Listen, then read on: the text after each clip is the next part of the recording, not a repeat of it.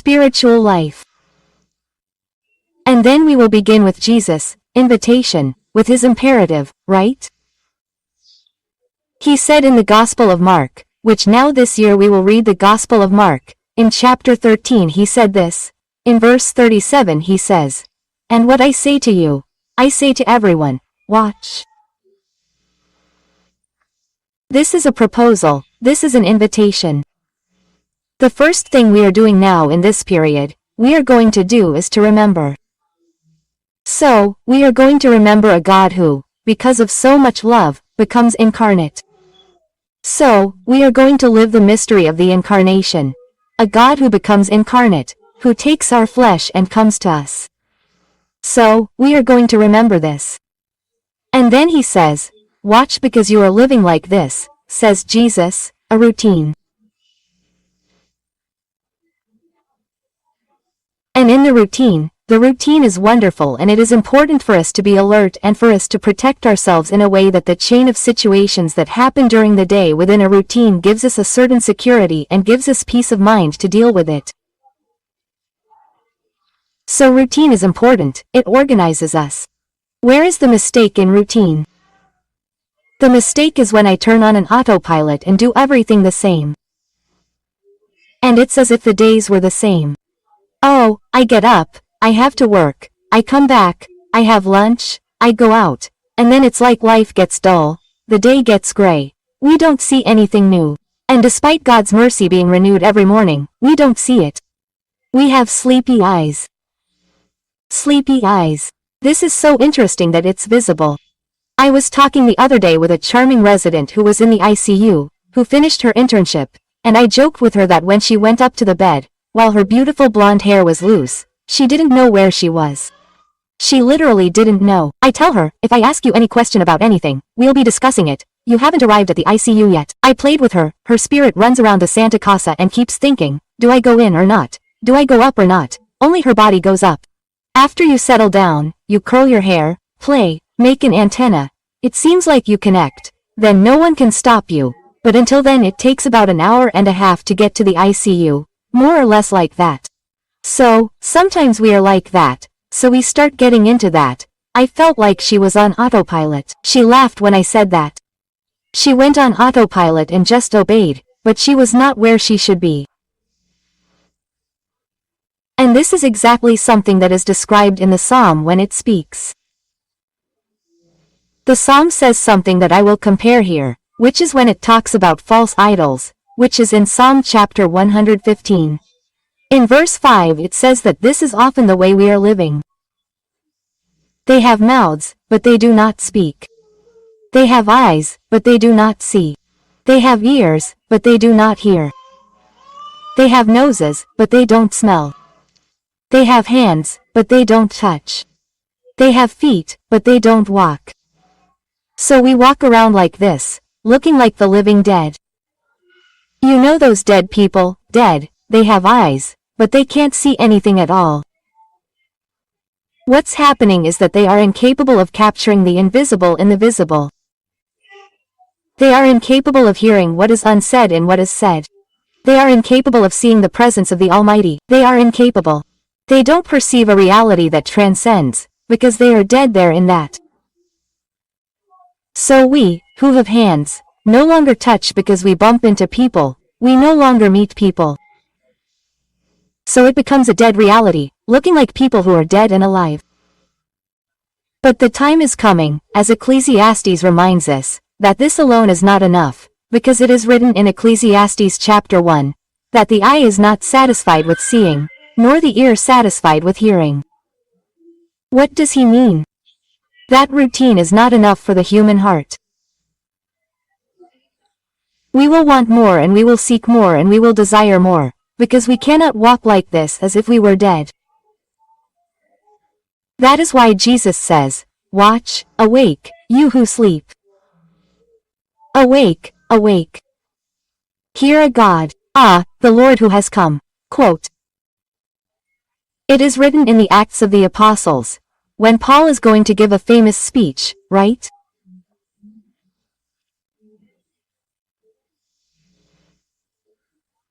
They're in Athens and he speaks to the people. He says that it is in God. He says that offend in the letter of Titus. Sorry, when he says because it is in God that we move, that we exist and that we live.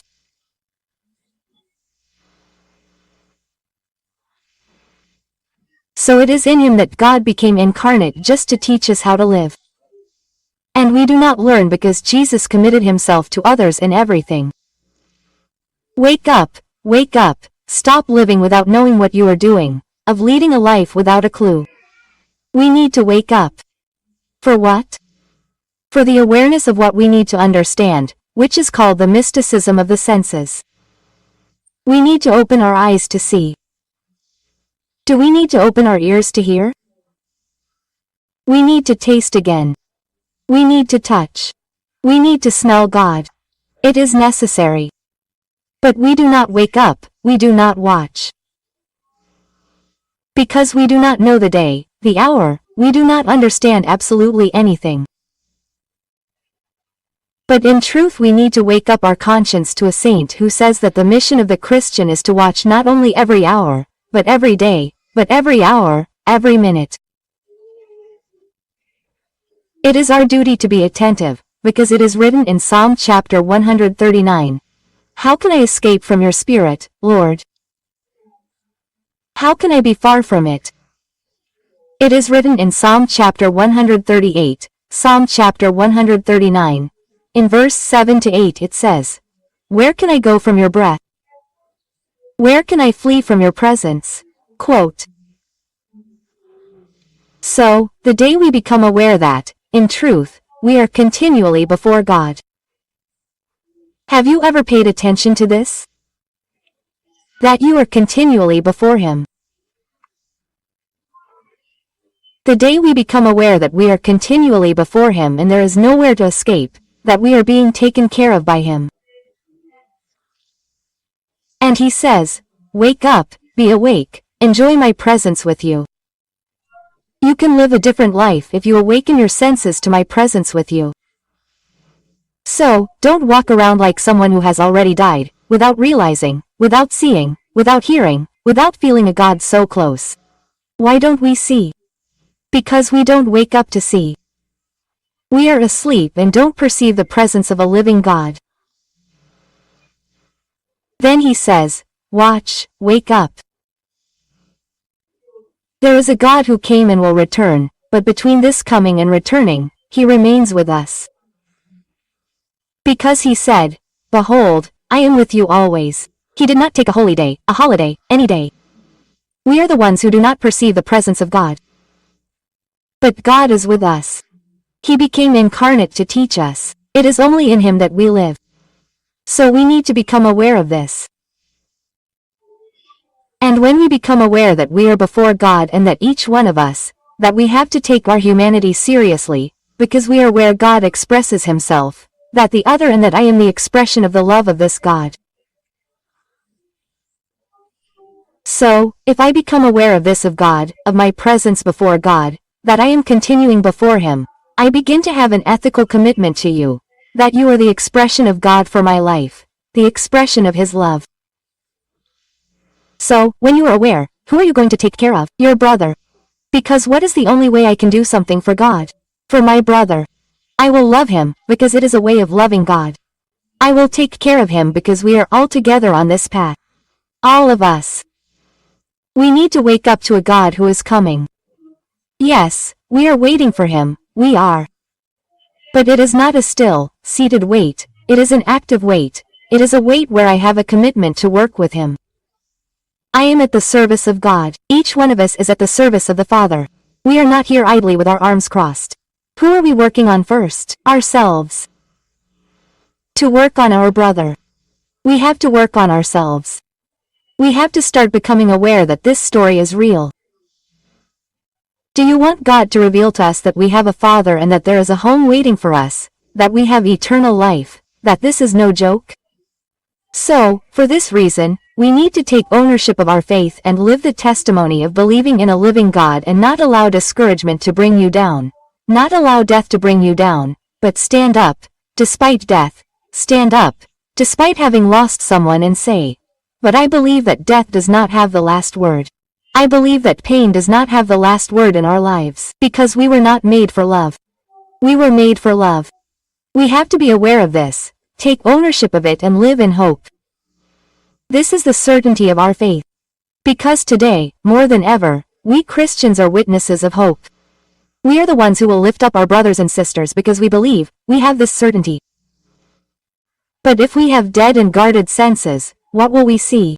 Nothing.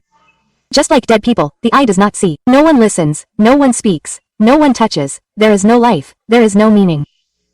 And that meaningless, lukewarm life remains, that strange thing, pushing the days away.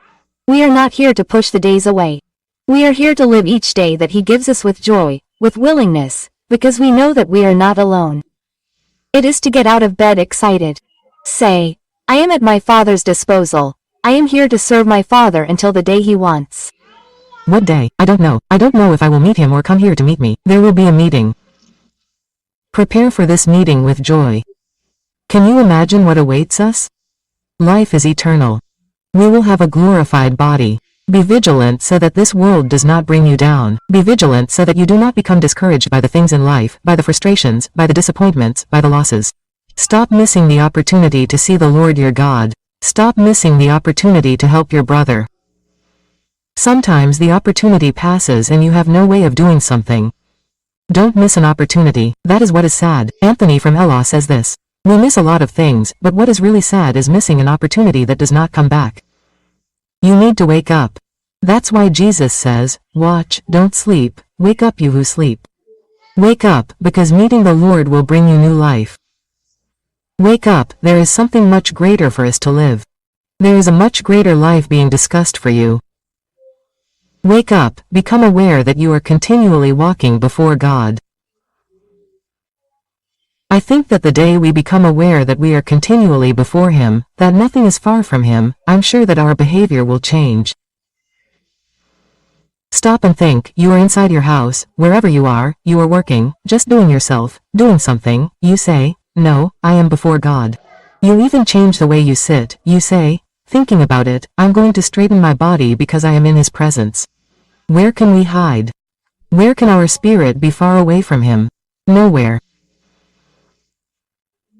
We try to think that He is far away, but He is close to us. He is not there to judge us, no, He is there to care for us, to love us, to show us the way, to give us strength, to make us stand up, to speak courage, to lift our spirits, to say, let's go together. And then let's think. If I become aware that I am before God continually alive, what is my response before this living God? What is it called? How do I communicate with Him? Oh, how wonderful. You've already learned a lot. How beautiful. This is prayer. It's prayer. This is the way I talk to Him. That's why I say that we understand that praying is meeting Him. So, I'm going to communicate with my Father. I'm going to communicate with Jesus. It's prayer. It's where I open a space inside myself so that He can. Because even though He is continually and we are continually before Him, He won't interfere if you don't say, Jesus, I'm here. He'll say, I know, I was waiting for you to call me. Because He's too polite, too polite. He won't interfere. You can fall into the hole. If you don't call me, you will fall. If you call me, I won't let you. Do you understand? That's how it is. He won't invade your life. He's polite, well raised. He had a very good mother. He won't interfere. But if you learn to relate, to understand that you have a desire and talk to Him to see you, Lord, to be able to look into your eyes, to be able to be with you eternally, to have the awareness of walking in your presence. I want to live and discover everything for which I was created and that I have no idea of. I want, Lord, to leave my spiritual ignorance. As Teresa de Lisieux says, there is a beautiful poem in which she says, Lord, in short, a verse from her poem, she says, the only thing in my life that I have to love you is now. I don't have it. I don't know if I have tomorrow. I don't have a past. I have today. And it is only an instant now, today that I have to love you. Talk to Him about this. Lord, I am terrified by my spiritual misery, my unawareness of everything that you have placed. With my little time to pray, how can I not want to be before you? My laziness to pray, Lord, will forgive me. I read very few words. Filó said so much today, he took so much stuff that I didn't even know where he threw it. But we don't read, we don't seek, we don't sit before God, we don't savor God's presence, we don't take pleasure in savoring a presence.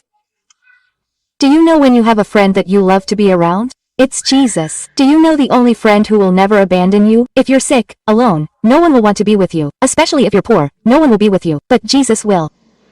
If you have money to share, you'll be full of people getting rich. If you don't have even our $1 reel yet, nothing else, not even a single reel, only Jesus.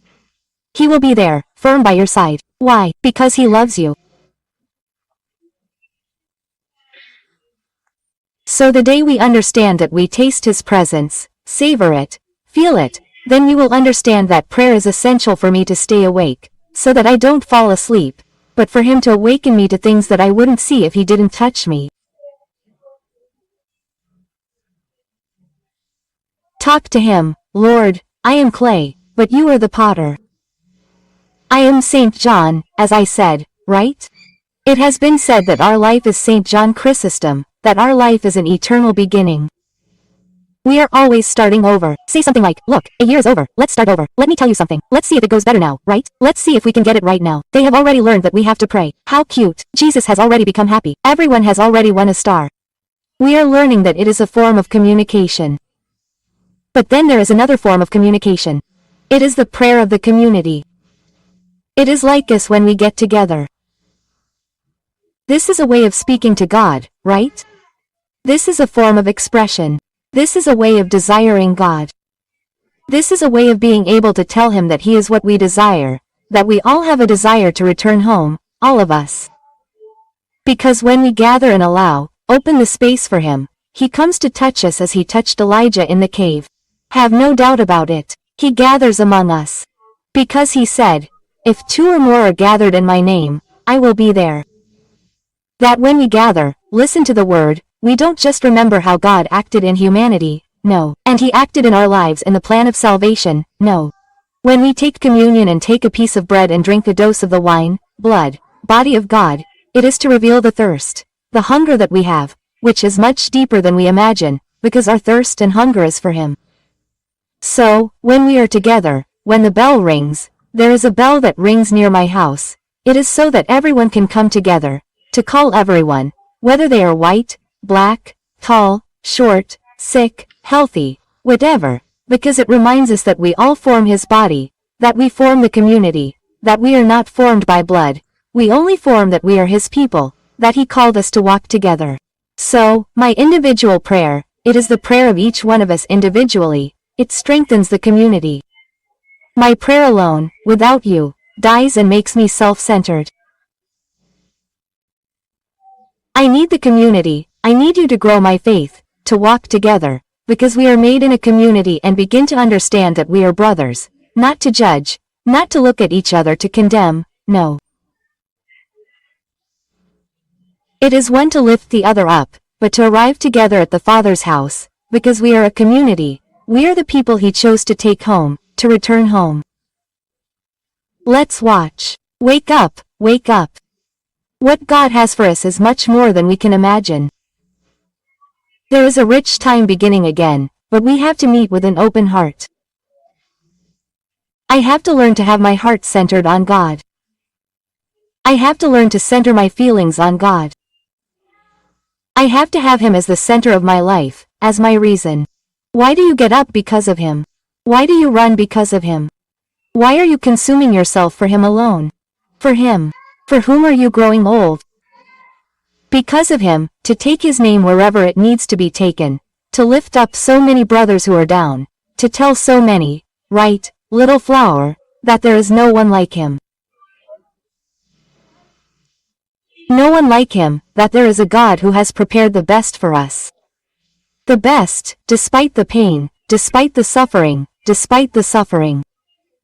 Despite him, he is God, he created us and will lead us to the best.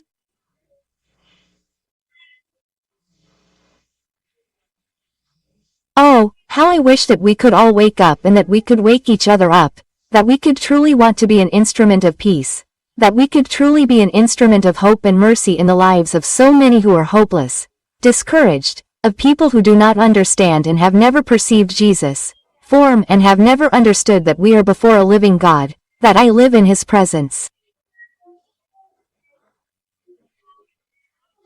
Experience what I am telling you. Awaken your conscience. I am continually in the presence of a God. Where will I go, Lord, that your eyes cannot reach me? Where will I go? What you cannot see of my suffering, my joy, my anguish, my anxiety, says, why are you in this agony, biting your nails? Just talk to me, quote. Then we will realize how much time we waste. How much we suffer unnecessarily if we learn to have Him as our greatest friend, the center of our lives, to be intimate, to whisper something in His ear or sometimes just to cry. Sometimes we just look at Him, cry and say, I already know, don't worry. Oh, that's priceless. Oh, the day we understand these things. Oh, the day you taste God, taste the Word. Because when you taste the Word, it is God Himself. This living Word that sustains us. It is a God who feeds us through the Word and the Eucharist. He gets us back on our feet, lifts our spirits and says, come on, courage, don't get discouraged, don't give up. Why? Because I am for you. Oh, that even makes us feel weak. I am for you. What are you afraid of? If I am here, you're welcome. The problem is that we are asleep, we have eyes, but we don't see, we have ears, but we don't hear. He is fighting, He is talking, but we don't hear anything. Every day we have to talk to Him. Jesus, open my ears to hear. Open my eyes so that I can see, but give me a heart to obey you. It's like this. Put me in your presence. Wake up, Lord, make me vigilant, attentive. Don't let me have vain thoughts. Don't let me have vain feelings, that will distract me and take me away from what is real, which is God. The rest is an illusion. Take me out of the illusion, Lord. So much illusion in life, right? In the illusion of our immortality. Center me, put one foot on the ground within a reality and say, get ready for our meeting. But with joy. I'm telling no one to die, no, with joy, at the time He wants us to die. Invite you to meet Him. One day you won't be as afraid of death as I am. Of knowing that the moment they close their eyes here, we'll open them to that spectacle. Imagine how spectacular it would be. Being able to hug someone, say, beautiful, it's much better than I could imagine. Not even being able to imagine how cool it is. Imagine what awaits us. But our faith is so shallow that we hold on to that. We keep one hand on faith in God and the other holding on to everything we have. As the Pope says, have you ever seen a moving truck following a dead person? Never. Because we don't take anything with us, do we? So, what we really have to build is our love story with Him. This love story that we have to build, of love with God, of love with our brothers. Enjoy it. This time is rich. This time of Advent God is pouring out upon us. Enjoy it. We are beginning a new year with Him, with a new awakened consciousness that says, I want to live differently. I want to have another spiritual life. I need, Lord, spiritual graces. I need to grow spiritually while I am on the path, because I got there with no more steps. I want to pray a lot while I am here, no more there. It is here that we do everything there, not here. So, live well, with joy, with happiness. We were called to life. Don't you feel this joy? We could not exist. No, you have to feel this joy of having been called to a life that is eternal, that we will enjoy things that we have no idea about. And if we pay attention, you are already living in paradise here. When you became aware that you live before Him, despite the problems, despite the hardships, look at Him and say, pay attention to humanity, love, help me, give me strength, don't let me get discouraged, give me courage each day. We need to have this joy. Even people said to you, but what was this joy because of? Did you win the lottery? Are you dating? Have moved house? Are you going to Europe? Quote, says, no, which one? Which one of Jesus? Quote, says, you're drunk, right? Crazy, something, but that's exactly it. It's a joy that will be contagious. People will look and talk, but why this joy? Talking about the day, learning to live from morning to night in the presence of the Almighty, before Him, in the awareness that there is someone who accompanies you, is something that floods you, that really transcends you. It's different. You will be, we are, right, each moment contemplated with this presence. Sometimes God gives us things that you say, But how can we savor all of this? Let's learn to take care of our personal life. So, if we are going to put a new time on the scale, the first thing I want you to put in this new time is His time. How much time will you shield with barbed wire and all forms of alarm from your encounter with Him every day? You have the right to choose the time you want. He gives you that chance. The time you want. You can set 10 in the morning, noon, 1 in the afternoon, 2 o'clock, anytime. He is available, because He is the only one who has. He is the only one who has time to wait for an ant to walk. He waits. He will wait for you. But make an appointment, and whatever they want to schedule for you at that time, you say, I can't do that time because I already have an appointment. It's not worth breaking the schedule. Quote, do that. That's the first point. Later we'll discuss others.